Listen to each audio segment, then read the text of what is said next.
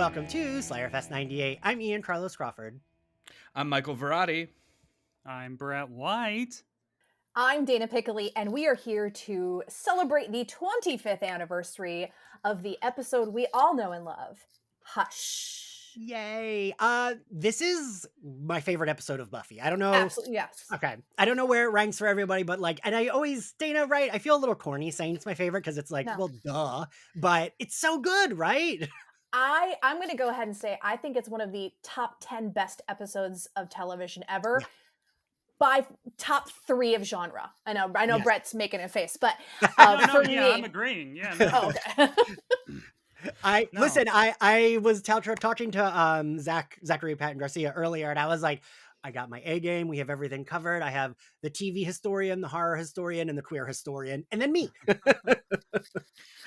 Well, it's wild to think about in a post-Buffy landscape how episodes like this shaped so many shows that came after, even though at the time to do an episode as audacious as Hush was, a huge leap for a show, especially a show that was a teen-driven show. This was not The Wire. It was not one of the shows that the critics and the audiences at large were giving the leeway to do something like this with. So the audacity of the creative team, and I say that audacity with praise, was really something special. And I think that it was one of those wake up moments for people who were not already paying attention to Buffy to kind of get with it, because you heard about it. And it was like they just did an episode of a 44-minute show where a good chunk of it has no dialogue on a network television show. I mean, that didn't happen. Sure, we had episodes, television shows that played with format before. Moonlighting did it. X-Files sometimes did it. But this, for the audience, for the time, for the show, was a huge, huge moment, I think. Yeah. And it doesn't play like a gimmick either, which No. is interesting. Yes. I think because it feels, okay, not to the first time that I read Watchmen, Watchmen has this pedigree of it's Watchmen, it's the best, blah blah blah blah blah, and you're like, well, it can't be that good. And then you read it, and it's like, okay, it is that good. But what I remember when I read Watchmen is the way this utilizes the comic book medium, the way they Moore and Gibbons told the story was it could only be told in the comic book. The way they did it, the way they laid it out, and Hush is like that with television. Is it is a visual medium, and Buffy, is such a dialogue show. It's almost too much at times. The dialogue is dialoguing, and to have them take away the signature thing of the show, but still be as pop culture focused and as witty and as quick and funny is really special, and really utilizing the medium in a way that most TV shows still don't dare do. I think that is pretty crazy. I think if anyone has seen one Buffy episode, it is probably this one. I encounter that all the time. Yes.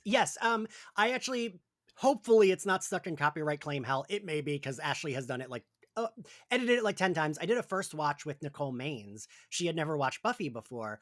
She loved it. She was sold from us watching Hush. And she was like, I didn't think I would be. Now I want to watch the whole show. And I was like, well, you should. And hilarious. Sorry. No. You keep going. You were telling me a story. Dana, you'll appreciate this. The one thing she did know was that Willow's gay. Because I was like, what do you know from the show? And she was like, I know Sarah Michelle Gellar's iconic and Willow's gay. And I was like, oh, was going to be. That's a good start. Yeah. I was going to say, I don't think Christopher Beck gets enough love, because I think that without that score for this episode, that wouldn't be nearly as powerful. But it is such an incredible score. Yeah. It is. And some of the leitmotifs that go on into the rest of season 4, I think this is the first time we get the love theme for Buffy and Riley is in this episode. And it is woven so perfectly into the narrative of the gentleman that it feels so right. I know. I love the music in this episode. I'm so glad that you brought it up. And I think that invariably we would have to talk about it, because it's oh my God, it's the Sex and the City thing. Like New York's a character, but the music's a character, It right? really is. It's the narrator. It's, Right. Well, I think and what this. Good. I was gonna say, like, what I also love about this episode is that Buffy's a horror show, but like I can take or leave horror, honestly. Like, for me, I love the comic book superhero aspect of Buffy, but like, again, like it's kind of that thing that, oh yeah, it's also horror. It's like, oh, like X-Files is horror. I don't know, like this is one of the few episodes of Buffy that are like, no, like our root is in Yeah. horror and we are doing it. So the fact that this is an episode that takes away such an integral part of storytelling but hits all of the other, it hits everything so hard. It's real. And also just like the teen, like they're young adults at this point. Right. Yeah. The young adult, like the fact that we have so much soap opera in this episode too is also kind of crazy. I really feel like the initiative is the only part that makes this not a standalone movie, but it could be like this could be like if there was a movie like called The Gentleman and it was about a girl that Yeah. had powers, this would be fine, right? Like this would work. Yeah. Like we get our chase scene, which is we don't get a lot of chase scenes in Buffy, but No, yeah. I Good too. I think Great this is chase a scenes, yeah, yeah. right. Michael, I'm curious what you think about Amber Benson's chase scene because I do like it, and we don't get a lot on Buffy. Well, a lot I that think don't end it's with the character dying. yeah, I think it's great. I mean, it's wild to think how much happens in this episode, right? Yes. Both just for the show and for the story, but like for the wider implications of Buffy in general. We get Tara really for the first time. Buffy and Riley reveal themselves to each other for the first time without words. I mean, Yeah. Willow and Tara kind of have their first kind of encounter without words. That's also meaningful, but I think from a horror standpoint, the sequence especially where Tara is running from the gentleman and they're flying down that hallway, they're of course spooky in the town square, right? The idea of them like floating through it, that's one of the great visuals I think Yeah. of the show. And to Dana's earlier point, I think it's one of the great visuals of television, and I will go so far to say of horror of the last 100 years, because there's something indelible about that image of just like a neighborhood in Southern California and this otherworldly creature dressed to the nines floating down the middle of suburbia. That is an imprinted image that when you think of this show, it's one of the very first things that's called to mind. And I don't know that we get that in modern horror very often where something resets. The idea that everything else has already been done to some extent, the slasher standing in the doorway and tilting their head, the jump scare, we've seen it 100 times before in new variations, but to get a new image that's so linked to a moment like this, and the gentlemen are so specific and so creepy while also being evocative of so many other things, and having them in that contained space and her running away, it's perfect. I mean, it is a perfect moment. You can feel her terror without a scream. It's so good, and I'm glad she lives for 100 reasons, but it adds so much to it. It has Final Girl vibes. It does. Yeah. Yes. What I noticed while watching this episode, speaking of like the opening credits for the rest of these series are basically all pulled from this episode. Giles, Willow, Xander, Buffy, Spike, like they all have hero moments of like Spike's this and like Willow's just smiling and Giles is like this. Like those are moments that are now in the opening credits forever. And watching, I was like, oh my God, like this one episode. Like every shot of this is repurposed. I was gonna say it's like forever. It's iconic wild. moment after iconic moment after iconic moment. And you all mentioned at the top of this the cinematography, and I do think that's another reason why for me this feels more like a movie. Yeah. Because it really and spoiler, I don't think I've actually announced it, but I have an oral history coming out of Hush coming out next week. And a lot of the writers that I've spoken with have said that was on purpose. Like they very much upped the cinematography. They very much upped everything to make it feel like a movie, because when Joss had the idea for this, everyone was into it. Like everyone loved the idea. And I mean, it is a good idea and it worked so well. And Jane Espenson even said like, there was barely any edits to the script. She was like, this was so good. It worked pretty immediately. You know what's really stand out to me upon rewatch for this discussion that I guess maybe I didn't zero in on when I saw it when it aired and then over subsequent viewings is how long it actually takes us to get to the gentleman. And from like a screenwriting for television standpoint, like we go several acts before the primary antagonists and the crutch of this episode even get introduced. I mean, they're introduced in the dream, of course, but there's a lot of just them living their lives, having superfluous conversations, which of course feeds into what the episode is all about. They're saying a lot without saying anything, and what happens when you take the voice away and you have to really communicate, et cetera, et cetera, et cetera. But I was really kind of taken with the unusual structure of this because, you know, if you compare another teen show, like 5 minutes into Riverdale, for example, we already would have had Cheryl doing something crazy, Veronica buying something, you know, like Betty going full on serial killer, and then boom, Riverdale credits. But this one, they're just like, okay, maybe Riley and Buffy are going to go on a date. Here's the Wicca circle. Here's this. And then almost 15 minutes in, then the gentlemen glide into town. And that's wild. Before we start breaking down the scenes, I just want to say, this is also a masterclass in ensemble acting. Yes. God, Yes. Yeah. This is one of the best ensemble acting pieces ever created on television, and they're not talking. Right. Yeah. Yeah. I talked about that with Jane specifically because I said Jane Espenson is always really good at writing the scenes where it's like everyone's there, but everyone's getting their time to like say a funny line and get a funny beat. And like this episode feels like that, but like you said, Dana, but no one's talking in those ensemble moments. Yeah. And that's why. And when you said that, like, you know, there was no notes to the script or whatever, and it was pretty much perfect from the beginning. It's like, yeah, it's also because you know your actors, and you know, a worse composer, a worse cast. Right. This is student film. It is bad. It is boring. But you have this firing on all cylinders. Also, like, justice for season 4 because I agree. I love season 4. The series is in season 4, and I think this ensemble is a impeccable ensemble.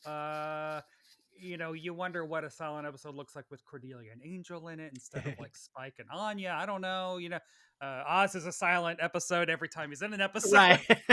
Why Sapling left. Yeah. But yeah, no, it's like, and I feel like I say this a lot in the podcast, but even before we knew Joss was an asshole, I still always credited this show to everyone. Because even with a good writer, right? If you didn't have this cast, even with good writers, it wouldn't land. Like, it just wouldn't. And the fact that these writers, the show writers and the actors, I feel like earned this episode at this point on the show. Like, we already know that this cast is so good. This cast, like, you know, everyone, Dana, you too, I'm sure everyone who ever talks about working on Buffy is like, Sarah Michelle Gellar never messed up a scene. Like, she always did everything 100% in the first take, and you messed it up if you had to do another take. And like, I feel like that shit shows here, and that's the type of actor that can pull off something like this. Well, when you're leading a cast, you set she sets the standard for the show, and everyone kind of like takes that cue and wants to like lift themselves up to the best. You know, like you never want to be the shittiest person in an ensemble, for sure. You want to look to the strongest person in your ensemble. I was gonna say I was gonna make a mean joke. I'm not gonna make a mean joke. Was it gonna be a David Boreanaz joke? No, it was just going to be about someone who now just makes Great American Family Christmas movies all the time. But whatever, I don't know. You know,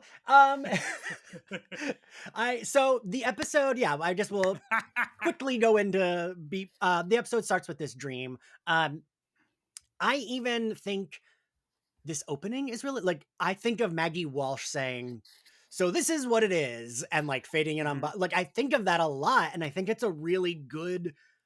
Oh, and I don't really like the initiative and like, but I mean, she's that actor's still good, right? Like she's like a she's veteran. great. Oh, she's a great actor. Yeah.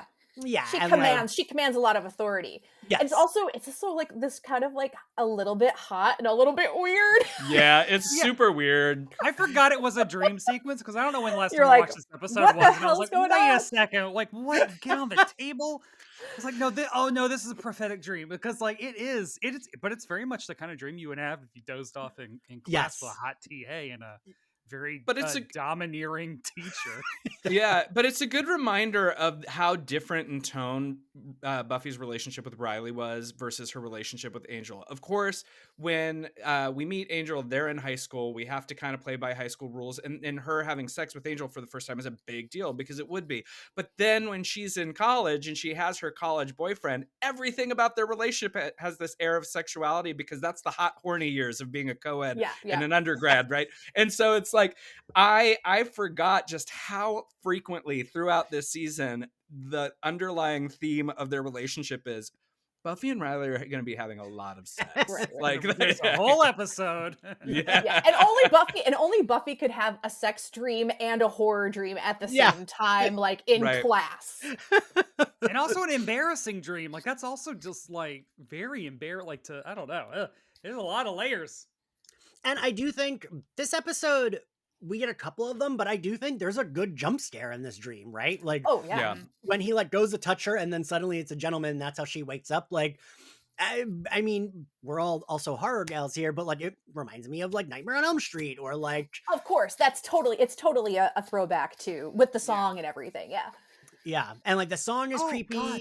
Also, how whole cloth Joss created this entire mythology and introduced it in the dream to the point where, and even when Giles goes and pulls out the fairy tale book, it feels like, oh, this is Joss went diving in a old book of like Russian fairy tales and Yeah. found this, and like because it feels so lived in and so complete in like a full package. Yeah. That yeah, I think that adds to so much of it. I mean, a lot of the monsters on Buffy sometimes they don't get the most thought through. It's like, horns.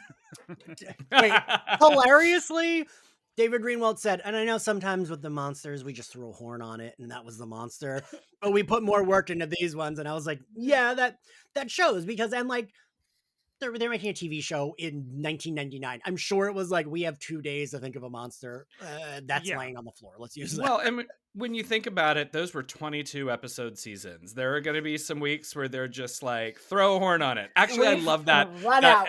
Yeah, that fix. It's that Portlandia sketch. Put a bird on it. Throw a horn on it. Like, I'm now wondering which episodes of season 4 did they have to lower the budget on in order to do Hush? That's true. Because there's a lot of exterior. There's a lot of extras. Like it actually feels very cinematic, like we were saying. Yeah, and like I don't think they use it again, but was it you, Dana, that first told me that was Wisteria Lane that the gentlemen go down? No, I would not have known that. Okay, yeah. It's Wisteria Lane from Desperate Housewives, and like that is a fully different exterior set that they're using. Yeah. That like Buffy normally has like 4 sets, and They had to get on the golf carts and all head over there. And that's a completely different studio. I mean, they do that all the time, but like, you know, they primarily shot over at Warner Brothers, and Wisteria Lane is over on the Universal lot. So, I mean, that's money that they had to like go across town to use, you know? Yeah, I just like, man, I just love everything. And we even get the like, I feel like I'm repeating myself now, but it's like we get so many things in this, like because we get the horror dream. It is a jump scare, and then it's like immediately funny when Willow's like, like minimum drool, yeah, like like we still make it Buffy, right? It's still like all of those things, but put into the Buffy box. The first act is very, it's very WB. You know, it's like, really is. like I want every time we hang out, like the Slayer thing. Oh my God, why Riley does not push her on the petroleum thing? I'm like, no, they gotta circle back. What are you doing tonight? Patrolling, and you have crude oil, like. That's because he has his own secret, and he doesn't want her digging into his secret. Because she does ask, like, wait, what papers are you grading? Which I will say, that it feels like Buffy would let that. That feels like something Buffy would ask once and then be like, whatever. Like, Yeah. Yeah. I do like their awkward. I do enjoy their awkwardness around each other because they are so attracted to each other. And I think they both know that they're hiding things, and that also adds to the like the mystery and the like attraction to each other. Yeah. this time around this season, I will say I am even more charmed by Riley this first half. Ooh. Like, Riley shipper. you Ruffy? know, I've always Ruffy? What are they called? Are they called Ruffy? God, Riffy? I don't even know, honestly. I don't think Dana, have you ever encountered? I haven't. Real I thing. didn't can know point that, I it didn't know here. it happened. Yeah. I feel like there's usually one person that will comment like, no, but I really like him. And then it's everyone like, I fucking hate him. Listen, I am like a Riley apologist. Doesn't mean he's a favorite. He's not my pick. I don't think he's as bad as we like. No, Oh, yeah. he's not as bad. Here's the No. thing. I will be the Riley apologist for you, or I'll be the person in the room, because I think I've talked about this when I've been on Slayerfest before. It's not that Riley is terrible, like, but it's the TV boyfriend syndrome. The thing is Yeah. in reality, of all the boyfriends she's had, on paper, he's probably the best boyfriend. He's the boyfriend that in real life you would want her to end up with, beyond the weird like vampire blood addiction biting thing that happens later. But we're not talking about that because everyone's got Real problems in Yeah.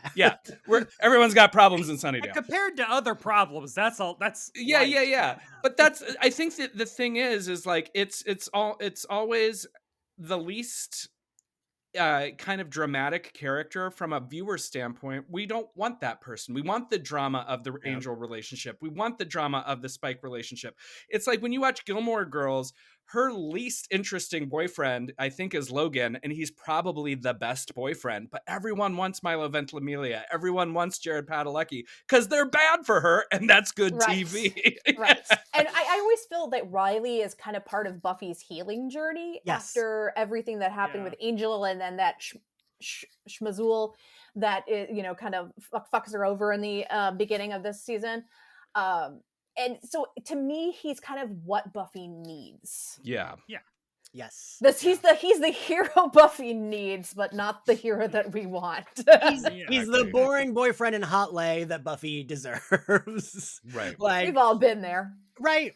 I mean, he maybe even more so, but he falls in the same category for me as Kennedy, where it's like, I don't think either of them were a forever love. It was like they needed someone very different from their last relationship to help them get over the last relationship. And I do think that's why people do hate those characters. There was once a tweet going around that was like, I forget, well, I made the mistake of quote tweeting it, but it was something like, I don't understand why Angel and Spike are literal murderers, but Riley gets more hate. Oh boy, was that a mistake quote tweet. So many people mad about it, but a lot of the reasoning People mad at you, Ian, about a Buffy opinion? A lot of the reasoning was really weird. So it was people being like, well, I know people like Riley. And it's like, okay, but a murderer is still worse. Like, I don't understand. But that's the kind of like unexplainable love of fandom, right? I mean, because the reality is, when we unpack even the Scoobies, there are a few people worse than Xander in terms of toxic male behavior. But like, the fan base, by and large, will give him so many passes. Meanwhile, if you are either Cordelia or Anya, you should want him dead. Like, but it's that thing where it's like we are introduced to sort of like the foundations of the show, and as viewers we just kind of go along with it because we love them. They're our group. Like, we love Angel because he's the first one that like she ever got in touch with, and Spike's the bad boy and blah blah blah. So it's that thing where it's like, I don't know, maybe people just don't like change, or maybe they don't like milquetoast. That could be the issue too. Iowa. Yeah, and like, I mean, well, I always defend Dawn. I feel like it has lessened more recently, but Dawn used to get like all the hate, and it's like, she's a kid. I don't know, like, kids are worse. yeah. This episode also, like, this feels, and this is maybe being a little very pretentious, sometimes it feels like a weird like David Mamet play, like when like Xander and Anya are just standing outside of Giles. It feels like we're fading into the scene of like, and go. Like, it really feels like they're like positioned, and then like they like argue into Giles's apartment, and Giles is like, oh, annoyed taking off his glasses, and Well, Spike's it's on the great. We're couch. getting the odd couple of Spike and Giles of like eating all the Weetabix. It gives the blood texture. Like just this, yeah, it's such a good status quo. And then And Giles basically, oh yeah, Xander, no, I called you over because I'm pawning Spike off on you because I definitely need to fuck my international Girlfriend fuck that we have buddy. never heard of Yeah. before. Or my girlfriend, you will see. Don't get me wrong, she's a delight. Yeah. and But- I love that Anya clocks it. Oh, your orgasm friend, great, yeah, Yes. okay. Well, it's just like I love how I don't know. It's interesting. Like in this one scene, the subtext becomes text really quickly, and it gets really uncomfortable because Spike's like, I don't want to be tied up to a chair while they're fucking over there. Like those are all the kind of things you wouldn't normally say. But as soon as Anya opens up that. Also, Emma Caulfield's delivery of Oh. an orgasm friend, like so good. Emma Caulfield's comedic timing is just Perfect. Yeah. so To have good. some of the best moments in this episode, she's amazing, and we'll get to like I love some of the little things she does.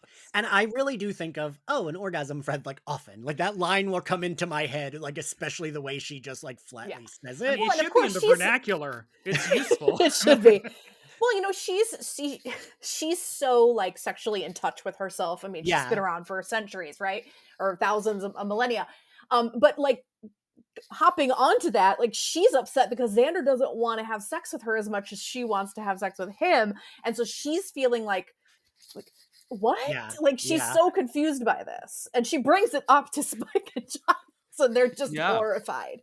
Because she doesn't say orgasm friend to be an asshole. Like she's just like, oh, that's what that is. Literally what it is. Yeah. Okay, cool. Well, and I love the secondary function of this whole conversation because Xander, of course, says to her, you know, what did I tell you about the things that we say that we shouldn't say in front of people?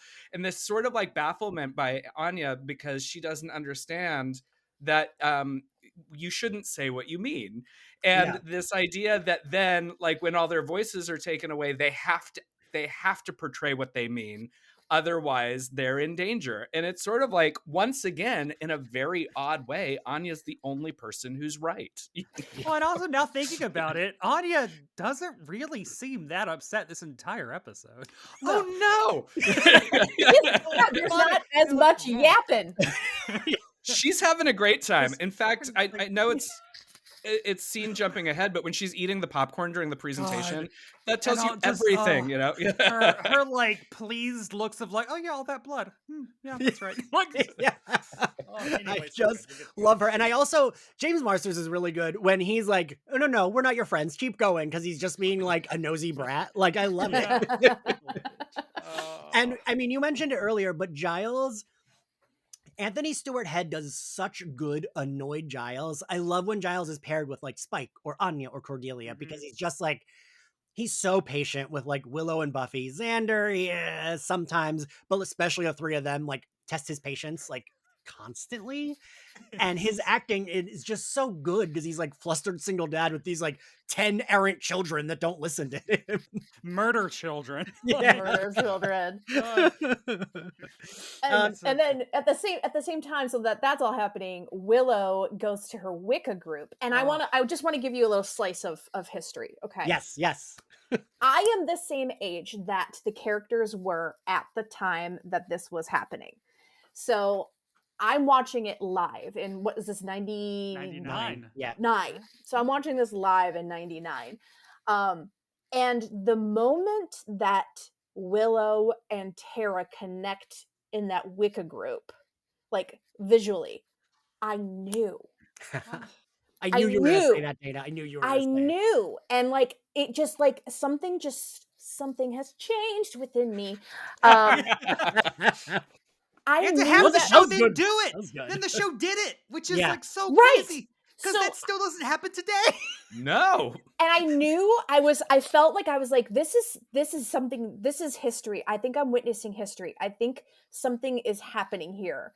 And I think that Hush solidified my love for television, fandom, criticism, like my life now. is very directly connected to the elements of Hush. So I'm very glad that Ian had me on this episode, because it is like very much a part of like who I am now as a professional and personally. What did I say? I knew that there was a reason I had the three of you, and I knew none of you would let me down. Talking to the people that did this, like Amber said, she really wasn't sure because like they didn't really quite tell her what their relationship was. And she was episode by episode contract, so she wasn't even sure. But then Jane and David Greenwald both have said, oh no, she was always like, it wasn't like they work well together. It was like, this is going to be her girlfriend. And Jane said they just had to write around it because of the time. Mm-hmm. The way that, again, like they build up Tara, and this is all Amber Benson, like just the way what we see of Tara in that one Wicca group, and also the way that people react to her. Yes. Does so much character building that later on when she is, being chased, like when her life is in danger, you've seen this character on screen maybe 30 seconds, right? But you are so invested, and so much of it is just the way Amber Benson emotes silently across a study group to Willow in the midst of just a bunch of horrible people. Yeah. No, I think it really speaks to, Ian, what you were saying earlier about it's more than just the writing. Of course, the writing is doing a lot of work, but as we know, for something to work on film, it is truly a collaboration of many artists. And in this moment, a look, like a barely uttered sentence, communicated so much to Dana watching it then. Like she said she knew. And I believe that because there's such a power in that moment. There's such a power in the connection. And even if you're watching and you have no idea of, about lesbian longing or whatever at the time, you know that there's something going on there that makes that character special, all without really any words, before the words are even taken away. There's something really great happening. And it's just this really interesting thing because it didn't happen in TV at that time. And even the TV shows that tried to do it would be so kind of ham-fisted about it or overwrought about it. They do in 30 seconds here what took seasons for them to get to on Xena Warrior Princess. No, I'm not even kidding, and I'm not trying to be funny. They would like build and tease and never quite do it. And in that moment, we're introduced to Tara. She looks at Willow, and she's special. Ellen's coming out episode, I think, was like spring 97, and so this is like fall 99. Mm-hmm. And so at this point, Ellen has been canceled because she was too gay. Came back for that final season. Nope, don't want it. And so there was a reflexive, maybe we don't want gay people on television. So the fact that they were doing this, I mean, does Will and Grace debut this year also? But let me I believe it does. But that's like a different kind of, it was also marketed as like they were, I don't know, whatever. But the fact that they were going down this route, I mean, very similar to Ellen, honestly, because that's like season 4 of that show. Like that's a character that, Ellen Morgan. Oh God, I pulled that out of nowhere. I would not have remembered her last name. I love that show. But like coming out seasons in, and like Willow is like, she's a heterosexual. Like, right? Seen her with Oz. Like they're taking a big risk there. It's very, oh God. And I want to give a little credit though to ER. Yes, because I think that Laura Innes. Yes. But sorry, we overall, watched all of ER. And ER I recently did a rewatch of it too. But ER happened during the AIDS crisis, and there were a lot of queer characters that came through, even just as one-offs. But I think really did start opening the U.S. television audiences eyes and hearts to Georgia Fox playing a gun-toting cop lesbian. Yep. As a recurring character for seasons. Great. Awesome. I bet you didn't realize I'd bring ER into this, Ian. Listen, I'm here for it. I told you, I knew you would bring it. I didn't know what it would be, and I will, Dana, to your point, I wrote for, I forgot the name of the Attention, the place Adam Sass used to work. I wrote their script. I wrote the scripts for their Pride videos of the history of queer characters on TV. And I didn't realize how many shows, had like a one-off gay character that was in one Mhm. episode and then disappeared forever. LA Law was the one that I had no idea about till I wrote that script, where like The elevator. there's like a gay kiss and then that character just never comes in again. Like, Doesn't she fall down the elevator shaft? oh yes, I Oh, think it's that she, iconic. Oh, great. and then Yeah. like, but that character never mentions like being like, she says the word bisexual, I think.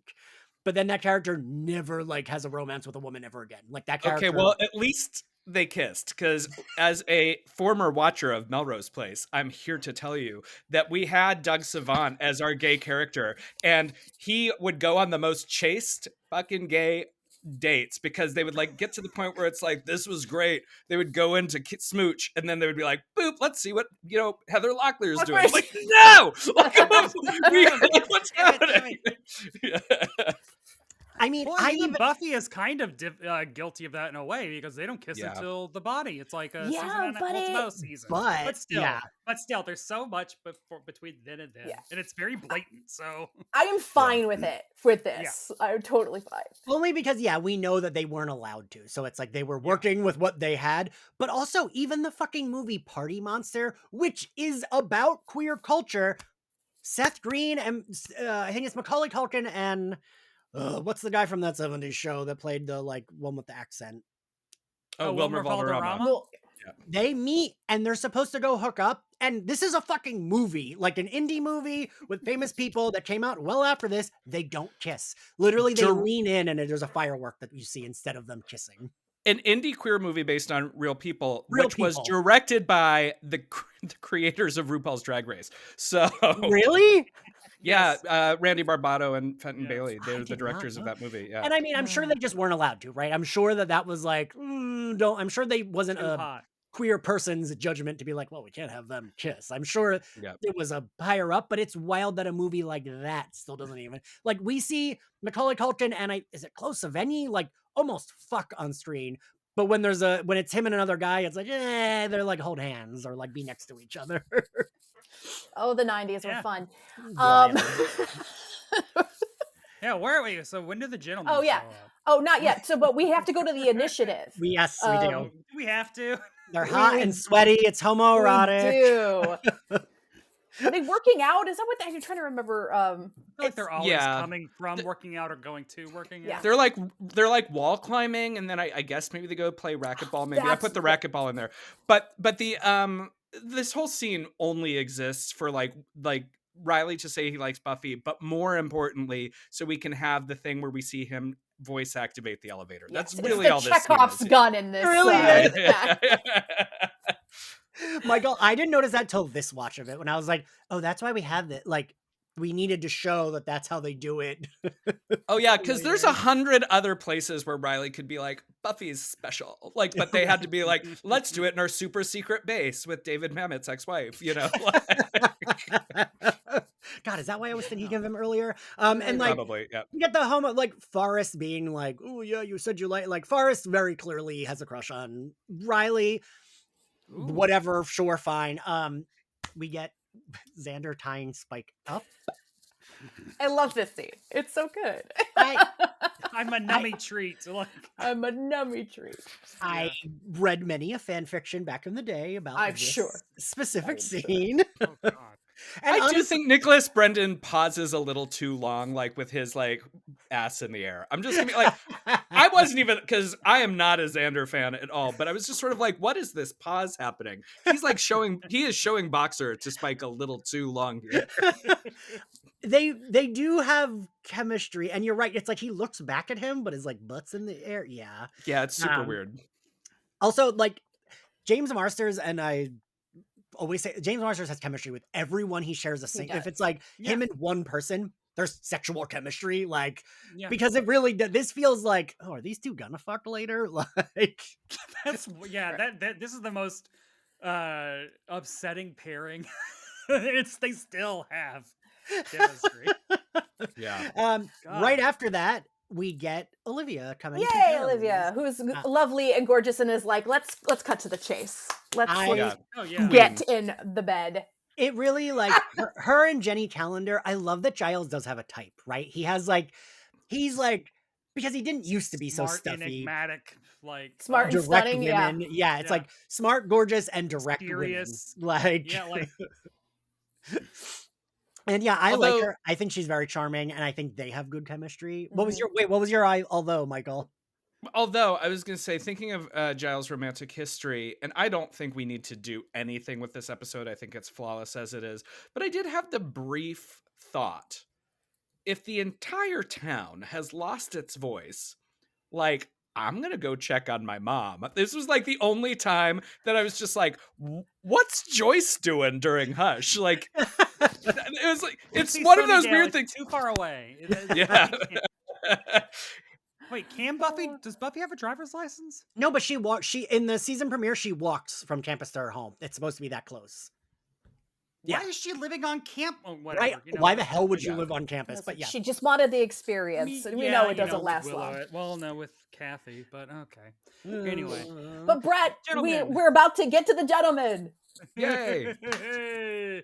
so And their creepy gimp friends. yeah, It that's is it like okay. The one flaw is like okay. The gentlemen are, Natalie get tired. They float, so they don't make noise. They're silent, etc. Why do they have fucking clanky ass chain? You're supposed to not hear them coming, and then they have just fucking. Yeah, I It's mean, a I great think visual, but it's funny. I was thinking about that, and from a story standpoint, I guess you can kind of justify it because it's sort of like if they're the Cenobites, these are the lesser demons, right? Yeah, The yeah. very Hellraiser kind of thing. But more from a filmmaking standpoint, I kind of realized, oh, they need those because Buffy and Riley have to fight something, and the actors who play the gentlemen are always suspended either by a crane or dollies, and you can't be kicking those people around. So Yeah. they were just sort of like, we have to give them something else. It's kind of a smart fix until, as you point out, you think about it a little too much, and you're like, who are these tips guys? Tara off, later. So. Yeah. Doesn't she like hear their chain dragging Yeah. and she's like, I also feel like it does, like, that's a creepy effect, right? It's like, oh, that's what you It's hear. an like, you amazing hear a gimp, little like, Yes. yeah. It's great. And I do like I like that we see all the voices like leaving. I think it's like I Yeah. like the visual. It like doesn't really make sense, but I like the visual of like everyone being like, yeah, I Yeah. love And it. also nice to see Sunnydale as a town that is populated Yeah. by people who aren't just 20-year-old white people who fight vampires. Superpowers. Yeah. There's a larger municipality. No, what I like about this is that you see, like you pointed out, just sort of average people. But then I always like thinking about the people who have that moment, like, where's that little boy who's the first voice we see now? Like, because if that was me, I would be telling everybody. I'm like, remember Buffy? Remember that famous episode where they all get silent? I was the first voice. Yeah. It's like that is your social media profile pic forever. Oh, forever. Yeah. Absolutely. But and then we get everyone waking up, and I mean, Dana, you mentioned it, the music and the face acting. Like, I like that it takes them a minute. I like that Buffy gets up, she goes brushes her teeth, and like doesn't realize till she goes to say like hi Will, and she's like, oh wait, I can't. Well, And then she passes that one girl in the hallway who's crying, and she's like, oh, okay, well, that's. I mean, that's that's usually me. And then the Buffy. I love Willow's immediate like I'm deaf. Like no, I love like Buffy immediately goes into take charge mode of like no, we can't talk. Yeah. Like Sarah Michelle Gellar. God, this is up there with her silent acting is up there with when she's playing Eliza Dushku. Like when Buffy and Faith switch bodies, like there's something so. It's like I can hear her voice, but she isn't talking. Like it's so spot on. But I think another credit to the whole cast here is, especially in this scene, and then again when they go to Giles in just a scene or so, all of the dialogue that's just lip reading, we know everything they're saying, even if you don't really read lips, because we know these characters so well. I mean, they do a good job of over enunciating so we know what's happening, but it feels natural, and it's sort of wild because I was thinking about it on this viewing. When Willow's like, I'm deaf, I could hear Allison Hannigan, how she would have delivered that line. Yeah. And that's such a skill that they have baked their characters into the viewer to the point that when they're doing their nonverbal dialogue, we at home are like, I know exactly what they're talking about. Right. I can. And Yeah, everyone has very specific reactions Yes. to when this. Xander Yeah. Like picks up the Xander's phone. total panic, right? Yeah. Spike knows that this is like something supernatural. He's like, So ah, he's kind of like, He's like, I Yeah. haven't even lived here that long, and I know that this. yeah. the initiative guys are initiativing, you know. I learned what that meant from this episode. When I was younger, See, I I'm an thought- Oasis fan, so I knew. Brett, you will appreciate how I also learned it. So I always thought he did this because, oh, it's network TV. They can't do this. Like, I literally thought they just did that because they couldn't do a middle finger. And in the comic book, The Authority, one of the characters, when she's from the UK and she like throws a man into the orbit and she does this as she's like saying bye to him because he's gonna die. And I was like, wait, that's the thing Spike does in that episode of Buffy. And I like Googled it, and that's how I found out that it was like the UK version of middle finger. Yeah. That's your history lesson. One thing that I do, since you all brought it up about the Spike kind of being more adapted to the supernatural goings on than even the gang, I do think about how in the press back when the show was on, and we've heard this brought up many, many times since, how Joss was like, well, it used to drive me nuts on the X-Files, how every week it would reset and Scully would be like, it can't be a monster, it's science. And you'd be like, it's a monster, stupid. It's season 6. But the city of Sunnydale until about season 7, when they are forced to get their shit together, everybody's sort of like, I mean, even the gang who deals with this every week, when Sweet shows up in season 6, they're like, why are we all singing? I'm like, fools, something supernatural is happening. The cognitive dissonance is intense. I will say though, that is something that bothered me about the X-Files, only because it was the main, like I was like, but Scully, we just proved the last 5 episodes that monsters and aliens are real, and now you're again saying they're not real. But it's a testament to Gillian Anderson and how because I still love Scully. Character remain. I do like, so like they do couch it in like it's maybe laryngitis caused by maybe vaccinations. Oh, like, yeah. I was like, too real, too moment. Yeah. That aged weird. RFK is going to use this episode as a reason to get rid of vaccine. Look what happened to this town in California. Make America polio again. I love I love the panic, like just all this little vignettes we see of just silent normals. Yeah. And doing the interesting thing of like, and this I guess ties more into later when they all reconvene at Giles and stuff. In times of like trauma, you have the urge to go. You have the urge to go to your people, to go to where do we need to be together. And that's why, like, the pandemic was such a horrible thing, but people were still gathering in driveways and stuff. And so I love that we see all these outside shots of people just wandering around outside, and it's like, why aren't you just fucking sitting in your apartment? It's like, because what you need to be with people. You need to see that life is something. Right. And it's really, really effective. Yeah, I loved that too. However, there was one thing that I was cracking up about is how quickly it escalates. And by that, I mean, it's not the people outside. That I think is great. I think that's really like, it's true to the human experience. It's very cinematic. But then Buffy walks outside and there's already a car crashed into like a fire hydrant. And I'm just like, gang, you haven't been talking for like 25 minutes. How did it go full on Fury Road in a half hour? Like, I don't understand. There's already price gouging. I love that.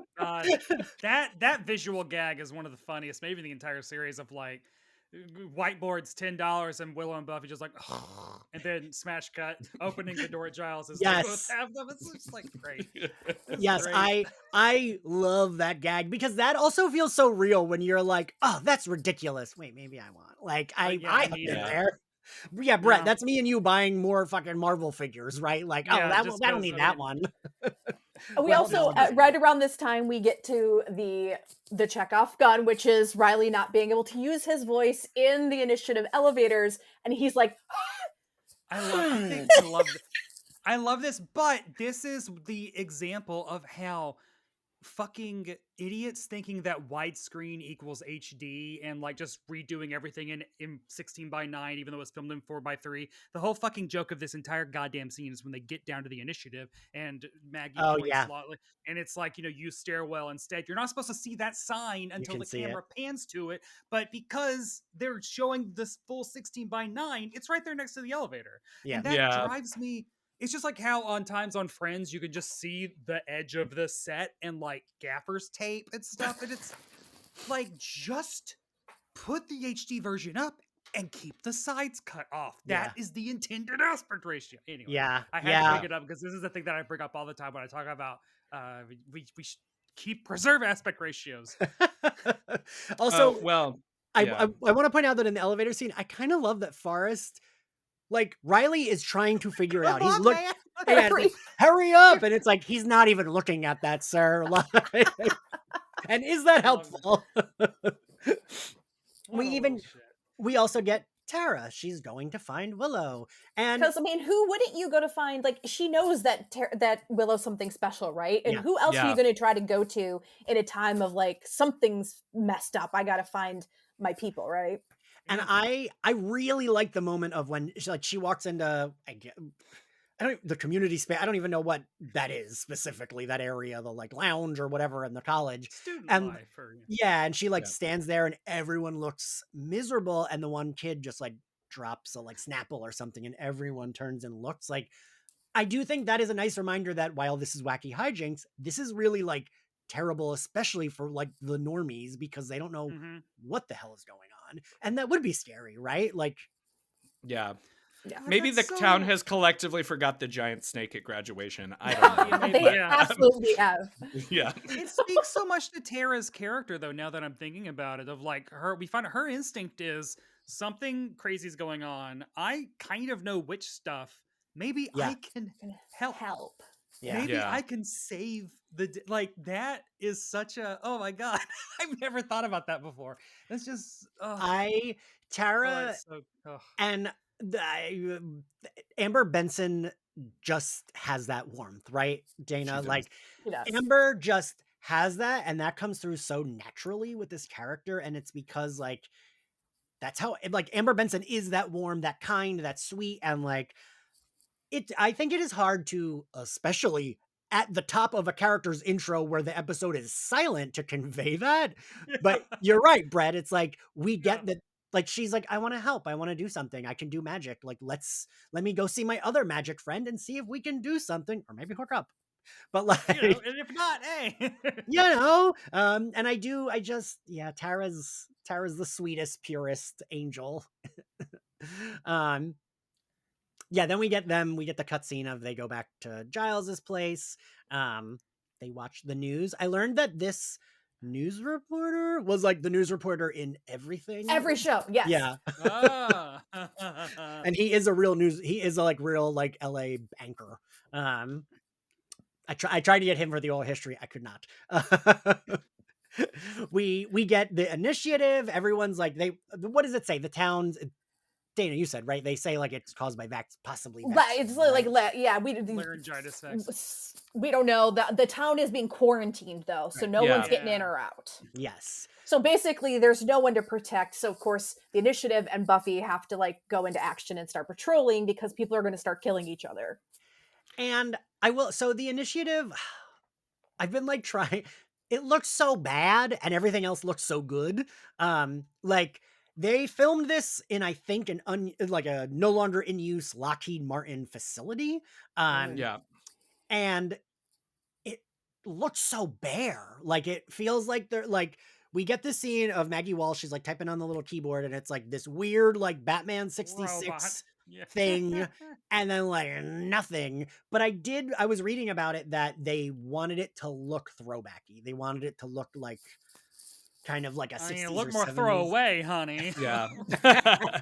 You know, I do want to give some props to Lindsay Krause, who plays Maggie Walsh, because I think that she so often gets sort of like brushed aside in conversations about season 4.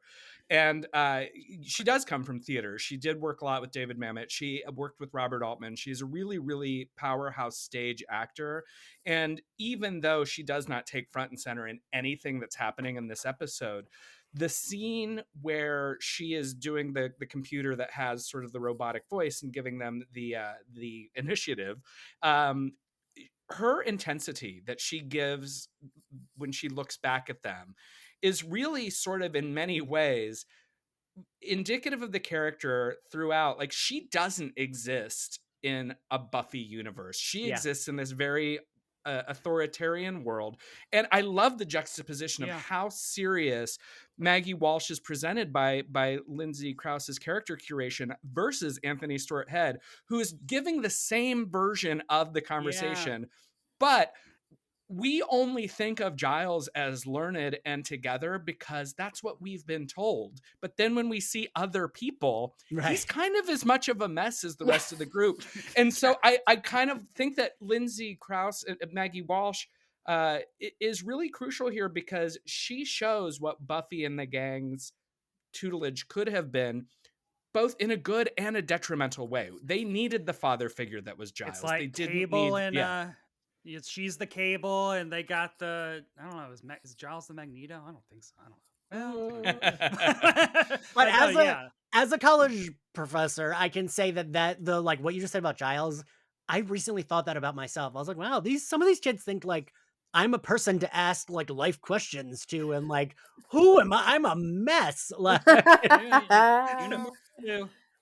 like I had a student ask me, he was like, Professor, you mentioned being Puerto Rican, right? And I was like, yeah, why? And he was like, well, my girlfriend's Puerto Rican, and like was asking me relationship issues. And I wanted to be like, I am not the person to add, but like, I tried to give him my best advice. Like, Oh my god. Aw. Oh no. the But only this thing I could is- tell him was, you're not going to win an argument with a Puerto Rican mother because the mom didn't like him or something. I was like, that's the Oh, only thing I yeah. can genuinely tell Forget you. Yeah. We get the chaos in town, which is, again, I mean, it's been 12 hours and now people are really losing their mind. Well, it's Like, Yeah. it's dark now. it's Right, So dark, it's dark. It's alcohol now is it's scary. flowing, Yeah. people in suits are fighting, and Buffy's breaking their wrists.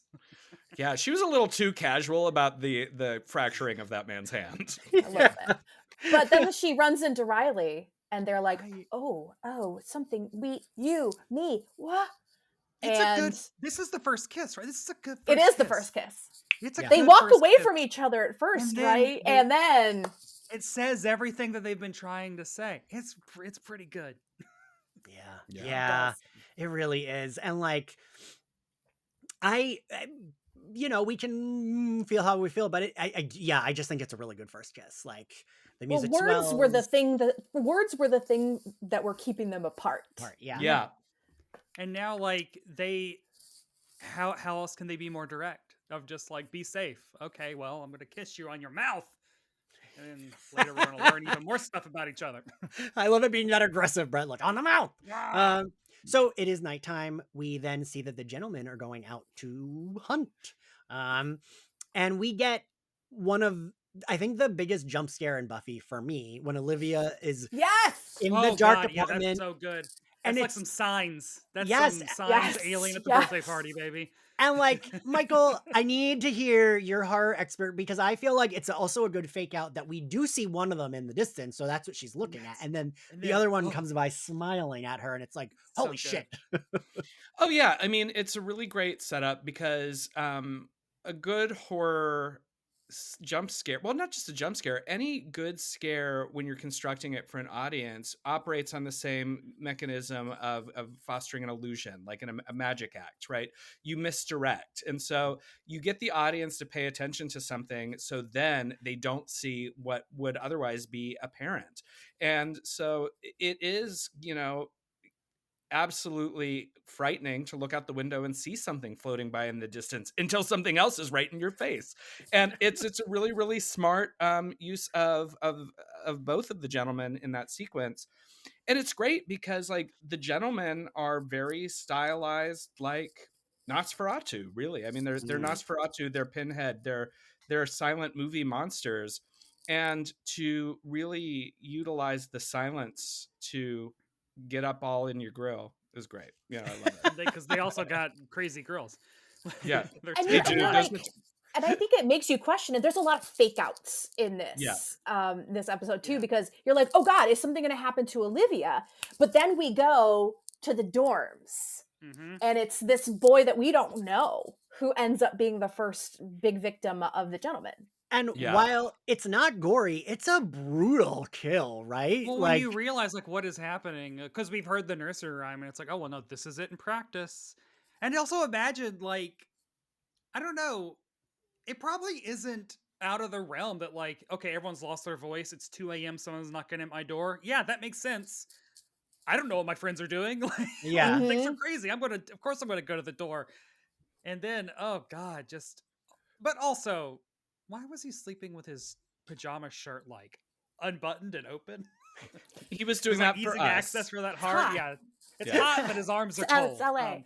Um, But hello, I Wayne. do think I interviewed this actor for the oral history. Ah. Very nice, and he did not interact with. He said he didn't interact with any of the actors except for Doug Jones, and he said they talked outside while he was in full makeup. Like they sat on the curb, and Doug Oh Jones my was in full god, gentleman makeup, and they had a Oh my gosh. conversation, which must have that's been wild. so weird to have a conversation with like. Also, yeah, like the physicality, the Doug Jones of it all, of all the gentlemen, and just in general overall, the way that their fingers and their faces, and just the way they like applaud. Oh, good choice of child's heart to take. Yay, yeah. we Yeah. get us. Yay on us. Like Well, so.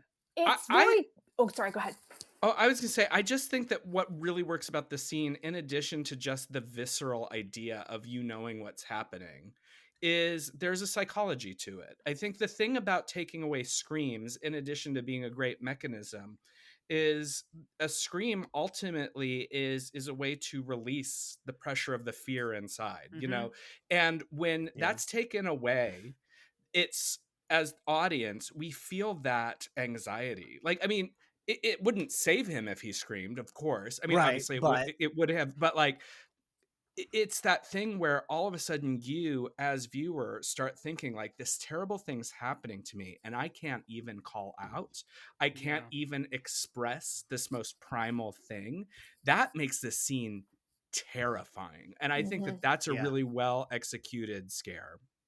It's the first yeah, things humans know how to do is scream, to cry. Yeah. Yeah. yeah, God. I yeah. don't know if not sure if you're familiar with Commedia dell'arte, but the Gentleman, it is a style of theater that is it's masked, it's very like exaggerated.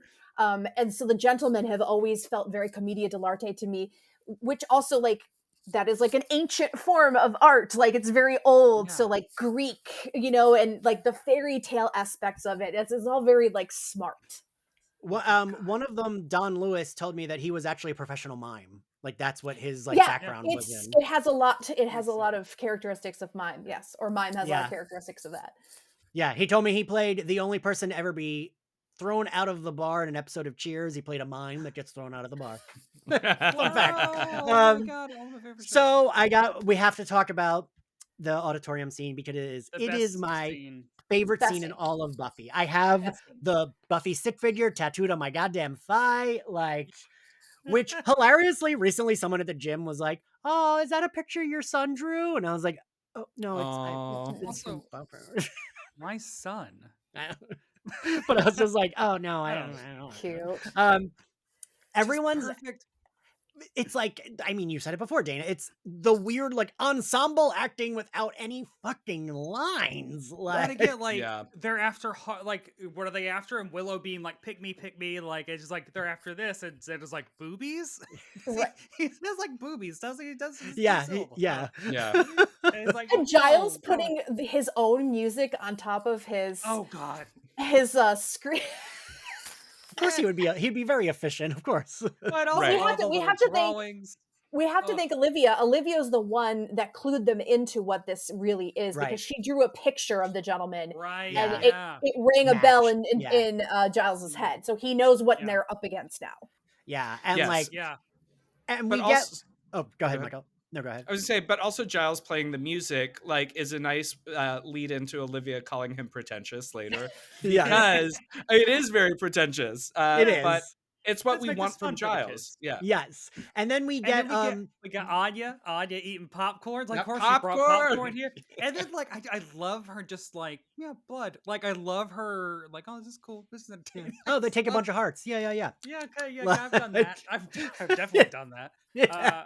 And then, of course, the iconic "How do I kill them?" or Xander asking, "How do we kill them?" And then the joke that you think was too lewd for primetime TV in 1999. No one told me this, but I did read this that they did not think they would be able to like get away with that joke. Like that was that and the Anya were like the jokes they absolutely thought were going to be cut and didn't, because it is I like love- oddly vulgar, especially for back It was then. like she starts doing a jerk off motion, and I love that they cut to like every single. Do they even show Anya's reaction? Like, I like Giles has this look of like, why are you what now? Like he's so disappointed, and then she's like, ugh, steak.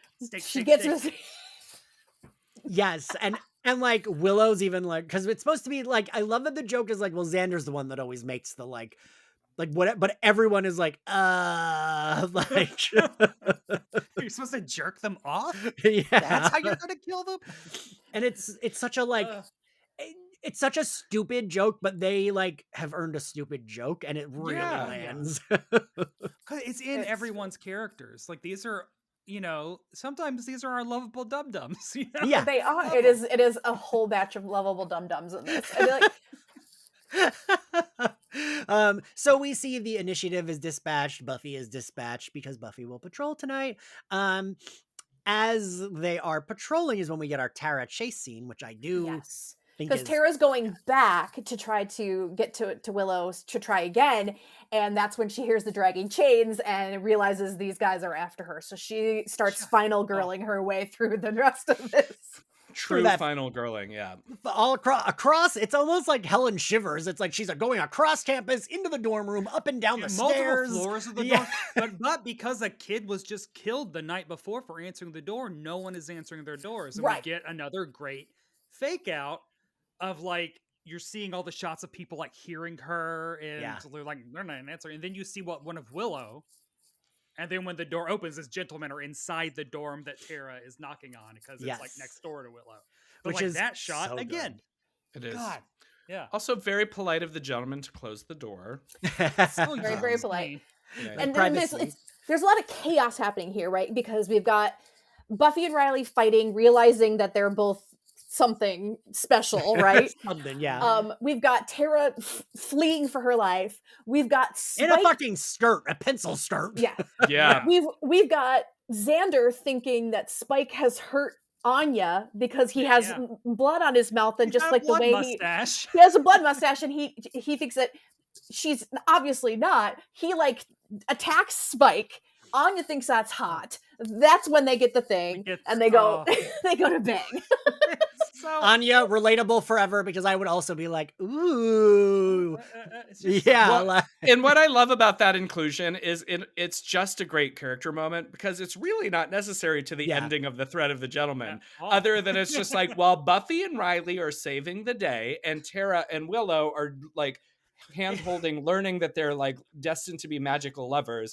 these idiots. There's also this. Yeah. Meanwhile, It at feels- Giles' place. Yeah. It has like the same energy and pangs of when they're all on the bikes. yes. Like bike riding their way, and it's like, oh, over here, Xander's punching Spike out because he thinks it's a Three's Company mishap. It really is. It is Three's Company. But Um, then Willow and Tara get spelling with it. They For the, do. like, So action, they yeah. hole up in this laundry room, and they're trying to like, desperately, and the music is like amping up, and it's crazy. The violins are going nuts, and they're like they try to block the door or whatever, and then Willow gets hurt. She's got her injured ankle and everything, and Willow's like, okay. There's this moment where like Willow's like, okay, I gotta do something. I gotta do something now. So she's like desperately like sitting on the floor. She's like trying to pull all of her magic together. And Tara's watching her through this, and it's just this like really beautiful moment. And Tara takes her hand and laces it in Willow's in this like very like gentle but like powerful way. And it's like my heart soared when I first saw it, because to me it was this like such this beautifully intimate, powerful gesture of two women together on the screens. I'll never forget it. Oh, And it God. works, right? It does. Yeah. Yes. They knew what they were doing. Yeah. On top it's of everything so else, it works. purposeful. Yeah. It's Yeah. so. Is it after they? Is this also where they have like the heavy breathing afterwards, or is that like in Restless? That's later in one of the spells, I yeah. think. Yeah. I think it's in No. They do have like a moment like Moment where of, they like, kind of Afterglow. come down off of it. Yeah. Yeah. Yeah, you're right. I think it's like every time they do a spell, usually we get a little bit of that. Hey, magic is either sex or drugs. Hey, it's I mean, that's what my wife and I whichever one. call it, casting spells. So we're getting this fight in the bell tower, the bell clock Which is tower. bad. There's also a bell Buffy. though. Wait, so Buffy like kicks one of those hinge hound things, like fully, like that is some Matrix wirework shit, Yeah. like pulling Yeah. that thing all the way across. Like it's like they pulled out the money for that. I love that. And I love Buffy is like miming to him like break the thing, and the moment of him like slow motion, and it's the wrong thing, and her being like, oh come on, like the He's so monster's proud of himself. Yeah, and But- the monster's choking her, and she's like, oh god damn it. Like But it actually is a really great moment too. Other than the comedy, going back to the lovable dum-dums, it's in that moment, at least for the season, that they're like, Riley is one of them. You know, Yes. it's sort of like, he's just like, he may be like Captain America, super soldier, but he's like a golden retriever idiot. Like, Yes. you know? And it's funny when Buffy gets to be that person who's like, oh, come on. Like, I love that she's like slapping her hands on the thing to get his attention, and like all while, like I said, being choked by the minion. Like that's like an annoyance to her. Like, Yeah. it is destroying the box gives the voices back, and holy shit. And Well, we've got that incredible scream, Yes. God. because she's the princess in this moment in the fairy tale that screams, and her scream, you know, blows the gentleman's literal heads apart. Amazing. It's kind of gross. It's Yeah. That's so good. But her being the screamer, I think, is great. I mean, obviously, she always was going to be, the show's named for her, but her assuredness back in the room with the, like, you know, the projector presentation, when she says, how do I get my voice back? It's like Buffy's like, I'm going to be the one to do this. yeah. Period, full stop. Because it could have been any scream, but no, Buffy Summers, and she gives it. She gives it to you every does. season. Yeah. And she did. Yeah. Mother it's- always skips. Mother She, provides. you know, she just keeps us fed. It's so good. And I was also informed that the green goo they used was like all over set, and they were finding it forever, Oh my god, that's great. like everywhere. The effect is really good, because I feel like some head exploding things, if you linger on the pre-explosion too long, you can tell it's obviously a Yes. mannequin, like it'll Yeah. be like wobbling. So like they really do hit it at the right moment Yep. for all of them to blow up, and it looks looks very real, like when a gentleman's head would explode. You know, the way Yeah. that Right, looks. right. Yes. That's the way that happens. So then everybody gets their voices back, and the next day we have a reckoning, right? Yes. And we have a little bit of a wrap up / where do we go from here with Willow and Tara? Mhm. Yeah. Which again, Dana, it's like, it's so like, oh, this is I gonna get be, I get yeah. chills thinking about it, because like Tara is so, I don't want to say Tara is insecure, but Tara is very like, she takes a back seat, right? Yeah, yeah. But when she has something important to say, it always lands. Yeah. Yeah. And so when she's trying to share with Willow how special and how powerful she is, and Willow's like, whatever, she's like, no, Yeah. you are. Yeah. Yeah. It's so good. Oh. It's so good. Michael. And- Yeah. I was going to say, and their conversation is a really interesting juxtaposition for what comes with Buffy and Riley, because they have a real, like, heartfelt connection. They have they have the talk. Whereas when Riley and Buffy sit down to talk, it's like, now we don't have words. I Hard also cut to just like credits. I love that it ends on we I should love fight. it too. Like I It's think that's so so good. Yeah. Like these two who like didn't have their voice are coming together and they don't know what the fuck to say. And Buffy's just like, I guess we need to talk. And credits like so good. Ugh. This episode, ugh, I just love it. Yeah. Now that we're at the end, what is your favorite scene, Brett? I mean, it is the auditorium scene. I think my favorite shot though is probably the Tara in the foreground fumbling with like her books, and then the gentleman floating in Yeah, the background. yeah. It's just so you can only see the bottom half of them too, and it's like, oh, it's great. It's almost like they like fade into the background, like they're just like, yeah. Dana? Oh gosh, I mean, that auditorium scene is just some amazing work. But I love the laundry scene with Willow and Tara too. I mean, there's Yeah. just too many good scenes in this. Yeah, no, I agree. Michael? Well, I love the imperious presence of a monster, and so I think the gentleman floating through town is always going to speak to my heart. And especially a monster that wasn't slapdash thrown on a horn. Yeah. So Yeah. Yeah. What was your favorite outfit, Dana? Got to give it to the gentleman's suits. It's Yeah. perfectly classic. You don't know what era they're from. They're so sharp and clean. It's great. Brett? I honestly like when I saw Buffy's final like her action outfit for the episode, it like clicked in my head of like being almost like one of the iconic looks for like it's just such a quintessential Buffy And look one of the for ones me. that makes sense for her to fight in. Yeah. Yeah. But like, yeah, I love that. Michael? I mean, I obviously love the gentleman's suits as well, but in the interest of giving some praise elsewhere, I think that I really like the first like full look that we get of Riley's kind of patrol outfit, not because it's anything special. It more feels to me like a little boy playing in his backyard, like I'm a soldier, and there's just something kind of adorable about it to me. Michael, I love the difference between you and I because I was like, oh, right, because it's like horny and hot. And you're like, because he's like sweet and cute. My favorite outfit, actually, I love both of the Buffy outfits, but I love her weird Flintstones looking like dress top ensemble that she wears in the opening. It's Mm. like a beige Oh. Flintstone looking color dress that's like angled so it Yeah. looks like it's ripped, and then the We turquoise. loved an angular hem back Yeah. then. Yeah. And you know what? I do think that we need to give a little bit of praise to the outfit Olivia arrives in, because she looks great for having just flown from Europe. And It's true. she a is long she's flight. like ready to go. Yeah. Yeah, I feel like both I would not look cute and I would not be ready to go because like what do we think Dawn would have been doing if she were in this episode? Oh god. Michael? Well, she wouldn't be as annoying because she'd be True. silent. Dawn would be using the silence to steal things. All right. God. All right. Yeah. All right. Brett? I mean, I know the writers would have put Dawn in peril. Like she would have absolutely been like one of the hearts they were trying to get. Yeah. Yeah. Dana?